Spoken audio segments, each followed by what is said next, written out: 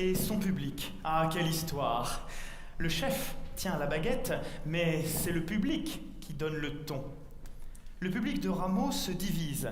Celui de Mozart s'émerveille, celui de Bizet l'accable, et celui d'Elgar se lève et chante. Et vous ?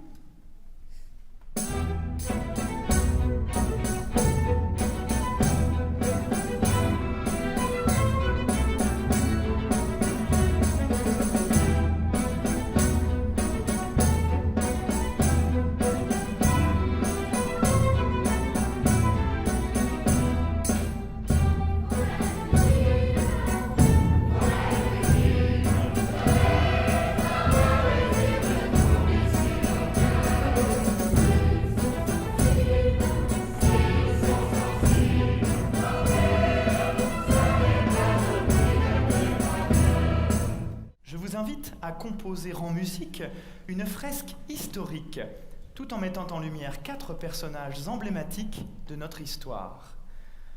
Aux extrémités, plaçons 2 compositeurs dont la vie fut longue et chez lesquels la reconnaissance sera très tardive. Au centre, ajoutons 2 enfants prodiges qui marqueront leur court passage sur Terre d'une grande empreinte.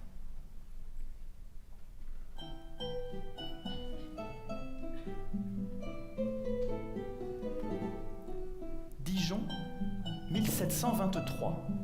Jean-Philippe Rameau est un claveciniste, organiste, théoricien et compositeur. À 40 ans, il comprend enfin qu'une seule ville lui permettra d'accéder à la notoriété, Paris.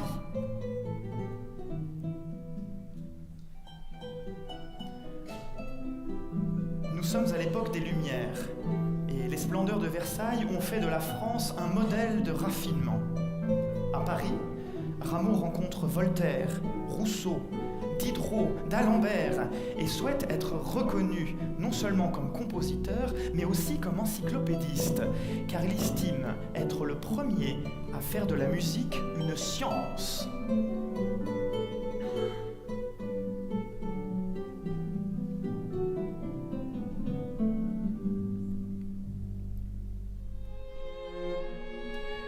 Ce jeune homme enjoué, frivole, impertinent et capricieux, au talent pianistique hors pair, compose constamment et à une vitesse étourdissante.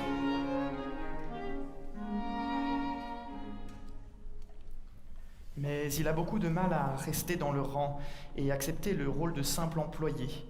Il prend conscience du traitement de faveur dont il bénéficiait enfant et développe rapidement un grand mépris pour l'aristocratie. En 1782, les mauvaises relations qu'il entretient avec son employeur sont devenues désastreuses. Celui-ci le traite de voyou et de crétin. Mozart démissionne et part s'installer à Vienne, devenant ainsi le premier compositeur indépendant.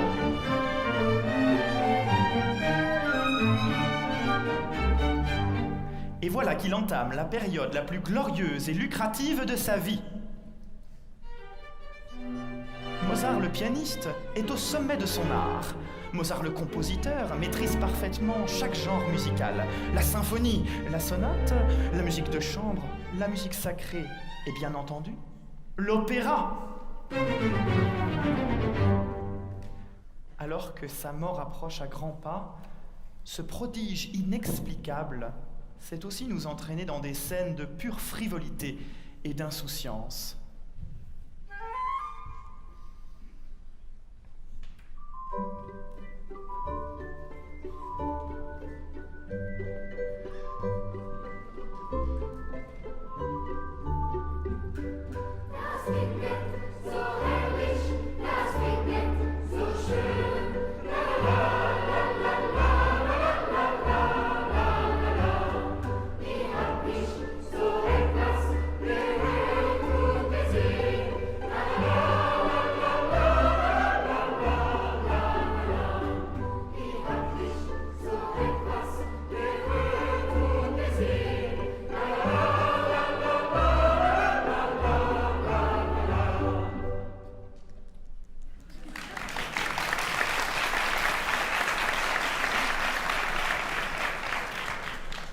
Carmen, la gitane.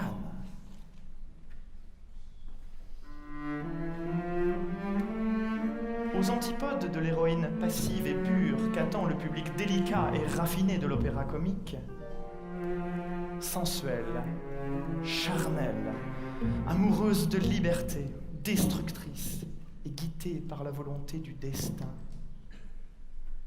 À la place d'une comédie frivole, Bizet et ses librettistes écrivent une tragédie. Ils mettent en scène la vie de gens ordinaires, des femmes dans une usine de cigarettes, dont José, un brigadier qui tombe amoureux de la gitane et qui, à cause de son obsession pour elle, déserte et même tue.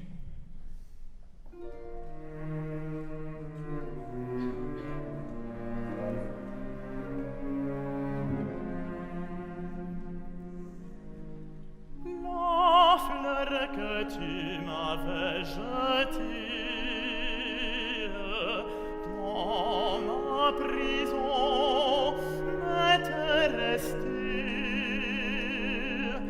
flétrie sèche cette fleur,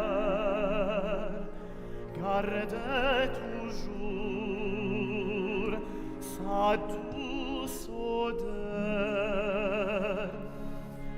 Et pendant des heures entières,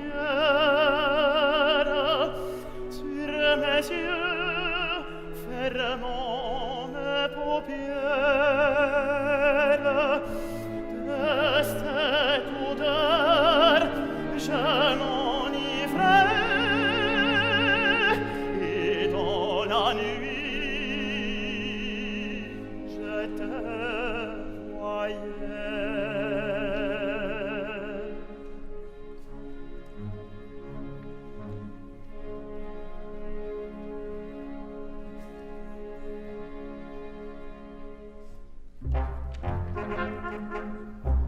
En tombant amoureux de Carmen, Don José sait qu'il joue avec le feu, mais il perd la raison lorsqu'il la voit se pavaner au bras du torero victorieux, Escamillo.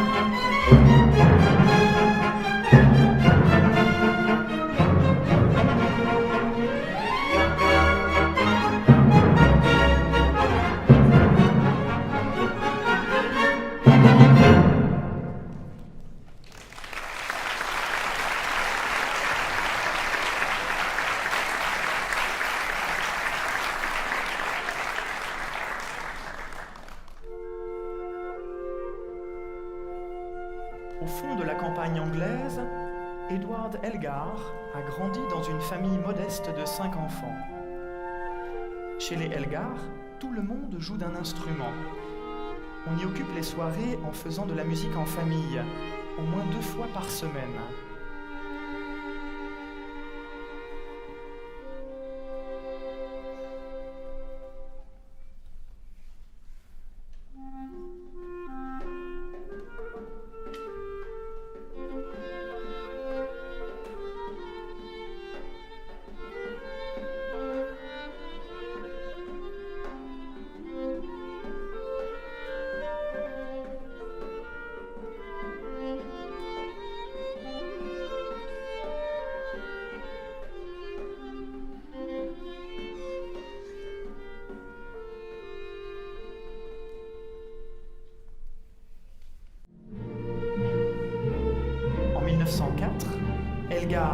de commerçants est anoblie par la reine Victoria.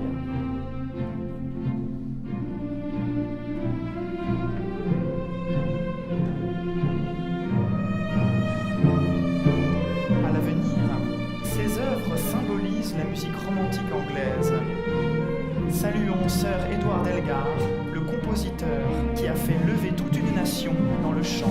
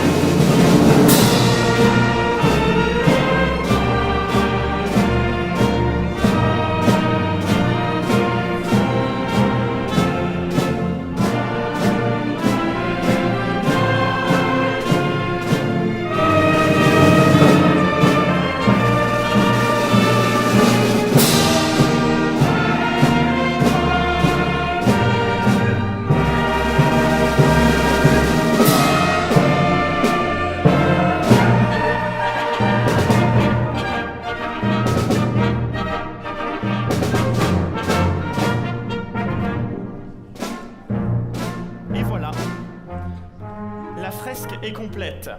Mais que diraient nos 4 compositeurs? Rameau sans doute dirait « La vraie musique est le langage du cœur ».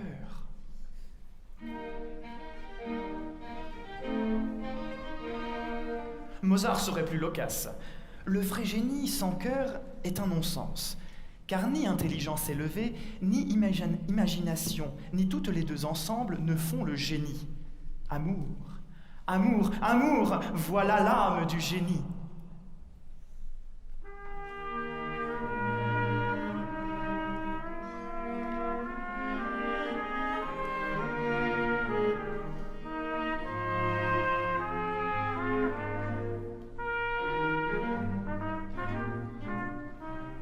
Et Bizet de leur répondre, l'amour est enfant de bohème, il n'a jamais connu de loi.